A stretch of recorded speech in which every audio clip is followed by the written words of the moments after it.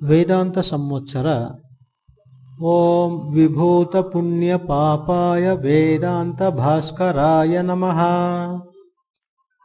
ಯದಾ ವೇತ್ತಿ ಪರಂ ಬ್ರಹ್ಮ ಹ್ಯಾತ್ಮತ್ವೇನ ಮುನಿಸ್ತದಾ ಪುಣ್ಯ ಪಾಪ ವಿನಿರ್ಮುಕ್ತಃ ಭವೇತ್ ವೇದಾಂತ ಭಾಸ್ಕರಃ. ಯಾವಾಗ ಮುನಿಯಾದವನು ಪರಬ್ರಹ್ಮವನ್ನು ತಾನೆಂದು ತಿಳಿಯುತ್ತಾನೆಯೋ ಆಗ ಅವನು ಪುಣ್ಯ ಪಾಪಗಳಿಂದ ವಿಮುಕ್ತನಾಗಿ ಬಿಡುತ್ತಾನೆ. ನವೆಂಬರ್ 29. ಜ್ಞಾನದಿಂದ ಪುಣ್ಯ ಪಾಪಗಳು ಧೂಳೀಪಟ. ತದಾ ವಿದ್ವಾನ್ ಪುಣ್ಯ ಪಾಪೇ ವಿಧೂಯ ನಿರಂಜನಃ ಪರಮಂ ಸಾಮ್ಯಮುಪೈತಿ. ಮುಂಡಕೋಪನಿಷತ್ 3:1-3.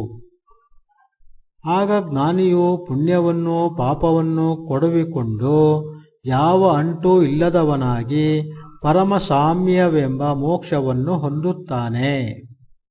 ಜೀವಾತ್ಮನಿಗೆ ಪುಣ್ಯ ಪಾಪಗಳು ಬಂಧಕವಾಗಿರುತ್ತವೆ. ಪತ್ನಿ, ಪುತ್ರ, ಗೃಹ, ಧನ, ಧಾನ್ಯ, ಕೀರ್ತಿ, ಮಾನ, ಅಪಮಾನ, ಅನ್ನ, ನೀರು ಇತ್ಯಾದಿಗಳೆಲ್ಲವನ್ನು ಸಾಧಕನು ಹೇಗೋ ಕಷ್ಟಪಟ್ಟರೆ ಬಿಟ್ಟು ಬಿಡಬಲ್ಲನು. ಆದರೆ ಪುಣ್ಯ ಪಾಪಗಳನ್ನು ಮಾತ್ರ ಈತ ಖಂಡಿತವಾಗಿ ಬಿಡಲಾರನು.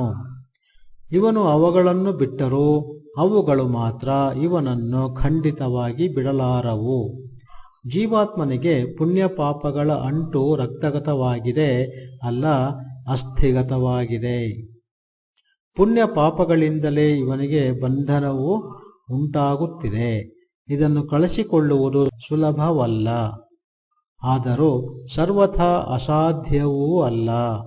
ಒಂದು ಸುಲಭವಾದ ಉಪಾಯವಿದೆ, ಅದೇ ಆತ್ಮಜ್ಞಾನದ ರಾಜಮಾರ್ಗ. ವಿವೇಕ ಜ್ಞಾನದಿಂದ ತನ್ನ ನೈಜ ಸ್ವರೂಪವನ್ನು ತಿಳಿದ ಕೂಡಲೇ ಪುಣ್ಯ ಪಾಪಗಳು ಧೂಳೀಪಟ. ಅವಿದ್ಯೆಯಿಂದಲೇ ಪುಣ್ಯ ಪಾಪಗಳೆಂಬ ನಾಗರ ಕಾಟ. ಆತ್ಮವಿದ್ಯೆಯಿಂದ ಗರುಡನ ದರ್ಶನವಾದೊಡನೆಯೇ ಪುಣ್ಯ ಪಾಪಗಳ ಉಚ್ಚಾಟನೆ. ಪುಣ್ಯ ಪಾಪಗಳು ಭಸ್ಮ. ಪುಣ್ಯ ಪಾಪಗಳನ್ನು ಮೀರುವುದೇ ಪರಮ ಸಾಮ್ಯದ ಸ್ಥಿತಿ. ಇದೇ ಜೀವನ್ಮುಕ್ತಿ. ಓಂ ಶಾಂತಿ ಶಾಂತಿ ಶಾಂತಿ.